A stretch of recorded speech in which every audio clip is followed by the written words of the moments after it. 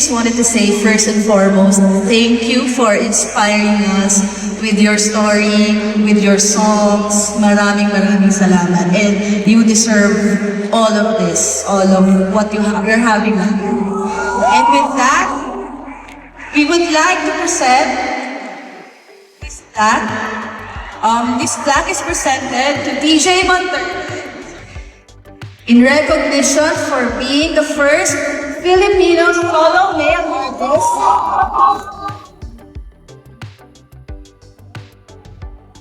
to stage 3 consecutive sold-out shows from DJ Montero Sarili Nating Mundo at the Smart Araneta Coliseum on February 1, 2, and 3, 2025.